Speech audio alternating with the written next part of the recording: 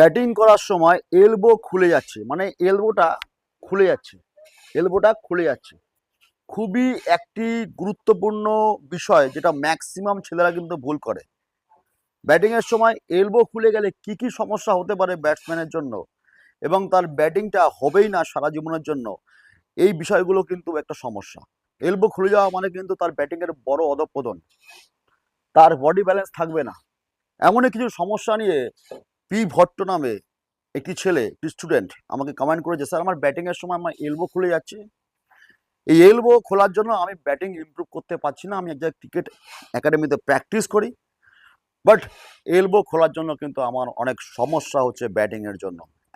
একটা কথা তোমাকে সুনিশ্চিত করে বলে দিতে পারি, এই ভিডিওটা দেখার পরে না, একদম সুনিশ্চিত হয়ে যাও, এই ভিডিও দেখার পরে তুমি যদি প্র্যাকটিস করো ঠিক এইভাবে যে আমি বলছি, আশা করি তোমার সারা লাইফে তুমি যদি প্র্যাকটিস করে যাও এইভাবে, তোমার এই প্রবলেম আর হবে না সেকেন্ড টাইম। খুব ভালো করে ভিডিওটি মন দিয়ে দেখো। এলবো খুলে যাওয়া ভিডিও টপিকসে যাওয়ার আগে আমি বেশ কতগুলি টেকনিকের কথা আমি বলে দিই, যে কোনো মানে ব্যাটসম্যানের জন্য এটা খুবই গুরুত্বপূর্ণ বিষয়। প্রথমত হলো তোমার ব্যাটিং স্টান্স, এবং আমি করে দেখাবো একের পর এক। আমি কতগুলো কথা বলে দিই, যেগুলো শুনে নাও।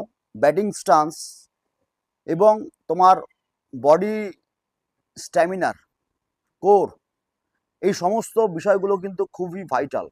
তোমার লোয়ার পার্ট যে আছে তার জোর, এগুলোও কিন্তু ওতপ্রোতভাবে তোমার ব্যাটিংয়ের সঙ্গে কিন্তু জড়িত আছে। ভিডিওটি এই জন্যই করা, কারণ যে ছেলেটি বা যে ছাত্র আমাকে ভিডিওটির জন্য আবেদন করেছে, সে কিন্তু একটা একাডেমিতে প্র্যাকটিস করে। তো একাডেমিতে প্র্যাকটিস করার সময় একটা একাডেমির পক্ষে সমস্ত ছাত্রদের গাইড করা সম্ভব হয় না। তাই আমি আমার চ্যানেলে স্পেশালি ভিডিওগুলো নিয়ে আসি যারা যারা ভিডিওর জন্য আবেদন করে তাদের জন্য। তো আজকে যে ছাত্রটি আবেদন করেছে তার একটা সমস্যা, এলবো খুলে যাচ্ছে ব্যাটিং করার সময়। এলবো খুবই কিন্তু ভাইটাল পার্ট ব্যাটসম্যানের জন্য। চলো আজকে আর কথা না বাড়িয়ে একে একে আমি যে স্টেপগুলো দেখাচ্ছি সেই স্টেপগুলো ফলো করো এবং নেটে ফলো করো। দেখো তোমার ব্যাটিং সেন্স এবং তোমার ব্যাটিং অ্যাবিলিটি পার্থক্য আসবেই, এটা আমার গ্যারান্টি। লেটস সি একটা ব্যাটসম্যানের জন্য তার এলবো পজিশন কতটা গুরুত্বপূর্ণ এবং কীভাবে মেনটেন করবে। দেখো, নাম্বার ওয়ান, প্রথমে তো দাঁড়ানো স্টান্সে দাঁড়ানোর সময় যেটা এলবোর সাথে ওতপ্রোতভাবে জড়িত থাকে সেটা তোমার ব্যাটের ফেস। এটা শুনলে খুবই অদ্ভুত লাগবে, মনে হবে যে এটা আবার কি ধরনের কথা। ব্যাটের ফেস এবং তোমার এই রিস্ট পজিশন, তোমার এই রিস্ট পজিশন যদি তোমার টেরা থাকে তাহলে এলবোর সাথে রিস্ট, মানে এই লাইনটা কিন্তু তুমি ম্যাচ করাতে পারবে না। এই যে তিনটে যে লাইন 1, 2 এবং 3, মানে আমি যদি দেখাই তাহলে দেখবে এই যে রিস্ট পজিশন, এলবো এবং শোল্ডার, এই তিনটে লাইন কিন্তু সরল রেখার মতন সমান হতে হবে। সবচেয়ে বড় কথা, তোমার এলবো খুলে যাওয়ার পিছনে আরেকটি কারণ হতে পারে, ম্যাক্সিমাম ছেলেদের যে ভুলটা হয় সেই ভুলটা হলো কি হয়, তাদের হেড পজিশন পড়ে যায়। তার জন্য কন্ট্রোল করার জন্য তোমাকে সবসময়, যদি তুমি রাইট হ্যান্ডার হও রাইট আই ডমিনেটেড, যদি লেফট হ্যান্ডার হও লেফট আই ডমিনেটেড খেলতে হবে। এবার অনেকে আমাকে সোশ্যাল মিডিয়ায় প্রশ্ন করে, স্যার চোখ তো দুটো কীভাবে আমি একটা চোখ দিয়ে দেখবো? তাহলে এটা একটা মানে প্রশ্নটা যেটা যে করছে তার হয়তো ক্রিকেটের সেন্স নেই। চোখ আমরা দুটো দিয়েই দেখি, আমরা দুটো চোখ দিয়েই দেখি, কিন্তু রাইট আই ডমিনেট বেশি থাকতে হবে, রাইট আই ডমিনেট স্ট্রেট থাকতে হবে। আমার যদি লেফট আই থাকে এদিকে, তাহলে আমার রাইট আইটা এদিকে চলে গেছে কিছুটা পার্ট, আমি ওইটাকেই বলছি। এটা যদি স্টিল থাকে তাহলে রাইট আই ডমিনেট বেশি হবে, আমি আমার এই অ্যাঙ্গেলটা বেশি করে দেখব, তাহলে আমার হেড স্টিল থাকবে। আমি এই দৃষ্টিভঙ্গি থেকেই কথা বলার চেষ্টা করেছি। ক্লিয়ার? আশা করি এইটুকু ব্যাপার মাথায় ঢুকেছে তোমাদের। কি করে মাথা সোজা রাখতে হবে, তাহলে মাথা যদি পড়ে যায় তাহলে কিন্তু সবকিছু নিয়ে পড়বে তুমি। কারণ আমরা সবাই জানি যে head is the heaviest part of our body, তাই তো? এটা ইউনিভার্সাল ট্রুথ। তাই মাথা যেদিকে যাবে আমার বডিও সেদিকে যাবে। তাই তোমরা মাথায় এদিক ওদিক করার পরিবর্তে মাথা দিয়ে বলের কাছে যাও, বলের লাইনে যাও। এটা কিন্তু আজকের টপিকের মধ্যে পড়ে না, তবুও কিন্তু আমি জুড়ে দিলাম, কারণ যখন তুমি খেলতে যাবে প্রাথমিক জিনিসগুলো যদি না জানো তাহলে কিন্তু সমস্যা। যেটা আজকে টপিকের মধ্যে পড়ে সেটা হলো এলবোটা খুলে যাচ্ছে। তাহলে এলবোটা খুলে গেলে কি করতে হবে? আমার এলবোটা এইখানে রাখতে হবে, গ্যাপটা এই যে আমার হ্যান্ড রয়েছে এবং আমার যে শরীর রয়েছে সেখান থেকে কিন্তু আমি কখনোই এটাকে অ্যাপার্ট নেব না, আমি সবসময় ক্লোজে রাখবো, আমি সবসময় এটাকে ক্লোজে রাখবো, তাতে ঝড় বৃষ্টি তুফান যাই আসুক না কেন আমি সবসময় এটাকে ক্লোজে রাখবো।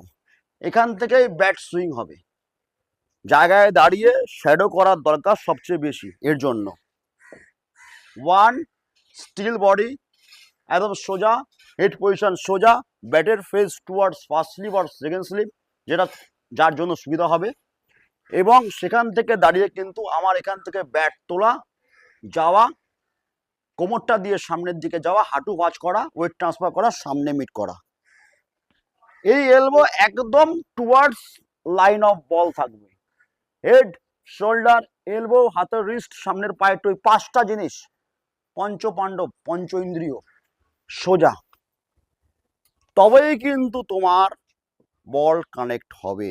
তাহলে বুঝতে পারলে খুব অল্প সময়ের মধ্যে যেটা তোমায় করতে হবে সেটা আরেকবার আমি রিমাইন্ডার দিয়ে দিচ্ছি, আরেকবার রিভাইজ করিয়ে দিচ্ছি। নাম্বার ওয়ান, খুব মাথা একদম ক্লিয়ার রাখো যে আমাকে একদম বডিটা দাঁড়াতে হবে সোজা, মানে এই ব্যাটটা যদি দেখো একদম সোজা দাঁড়াতে হবে, সোজা, কোনো রকম হেলে দুলে নয়। এবং যদি তোমরা আমার ক্যামেরা দেখতে পারো আমার ভিডিওতে মধ্যে আমার পাটা দেখো, দেখবে পায়ের কিন্তু টোটা কিন্তু একটু উঠানো আছে, আমার পায়ের বলসের উপরে দাঁড়িয়ে আছে। এটা কিন্তু খুব ভাইটাল পয়েন্ট, মাথায় রাখবে। এই পয়েন্টটা কিন্তু তোমাকে মাথায় রাখতে হবে, নাহলে কিন্তু ডিসব্যালেন্স হয়ে যাবে, ব্যালেন্স পাবে না। এই যে দাঁড়ানো এবং স্টান্স, এখান থেকে কিন্তু দাঁড়িয়ে তোমাকে একটা জিনিস করতে হবে, সেটা জাস্ট এইখান থেকে ব্যাটটাকে তুলে নিতে হবে এবং জাস্ট বডিটাকে রিল্যাক্স, রিল্যাক্স ইউর বডি। এখান থেকে ব্যাটের position, first slip, second slip, যাই তোমার হোক না কেন, যেটা তোমার সুবিধা হয়, ঠিক আছে, কখনোই ভিতরে টানবে না, তাহলে কিন্তু এইটা ব্লক হবে। এখান থেকে এইটাকে লাগবে এইখানে, এখান থেকে জাস্ট এই দাঁড়ানো এলবোটা আর তোমার বডির মাঝখানে সামান্য গ্যাপ রাখবে, জাস্ট একটা দুটো আঙ্গুল যত পাস করতে পারে, ঠিক আছে। এই পর্যন্ত করে তুমি শুধু এই পার্টটাকে সামনে রেখে সামনের দিকে বলের দিকে মাথা দিয়ে যাওয়া, ওয়ান টু, হিলে বেরোনো এবং এখান থেকে ওয়েট ট্রান্সফার করে নিয়ে আসা, পিছনের ব্যাট লিফট করা এবং সামনে থেকে খেলা, এটাকে সোজা রেখে, সোজা ব্যাটের যখন সুইং হবে ভিতর থেকে আসবে একদম সুইং, ব্যাটটাকে বড় করে দেওয়া। এইটাই যদি করতে পারো, এলবোটা খুলে না কখনো, এলবোটা সবসময় বডির কাছে থাকবে, তাহলে তোমার ব্যালেন্স এবং টোটাল ইম্প্যাক্ট যে বডির হবে সেটা কিন্তু খুব ক্লোজে হবে, বডি ছড়াবে না, শটে পাওয়ার আসবে। ওকে, যে সমস্ত ছাত্ররা আমার ভিডিও দেখো তাদেরকে একটা কথা বারবার বলবো, তোমরা কিন্তু ভিডিও দেখে যদি শুধু ভিডিও দেখতে থাকো এবং সেটাকে ইউটিলাইজ না করো নেটে, তাহলে কিন্তু কোনো লাভ নেই ভিডিও দেখে।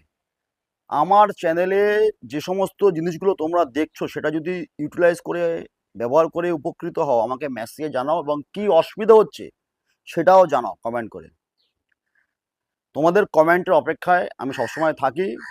তোমাদের যে কোনো রকম প্রবলেমে আমাকে কমেন্ট করো। বেঙ্গল ক্রিকেট আগেও ছিল, এখনও আছে, বর্তমানেও আরও বড় করে থাকবে, এটা বেঙ্গল ক্রিকেটের চ্যালেঞ্জ। চলো আজ এই পর্যন্তই, দেখা হচ্ছে পরবর্তী ভিডিওতে। অনেক ভিডিওর আবেদন আমার কাছে রয়েছে, যারা ভিডিও চাইছে বিভিন্ন রকম বোলিংয়ের এবং উইকেট কিপিংয়ের ভিডিও আমি স্পেশালি নিয়ে আসবো, অনেকদিন ধরেই আমার রেকমেন্ডেশন আছে। তো আমি খুব শিগগিরই ফিরছি রিসেন্ট একটা প্রবলেম নিয়ে। দেখা হচ্ছে খুব শিগগিরই। চোখ রাখো একমাত্র Bangla cricket channel Bengal cricket. Thank you so much.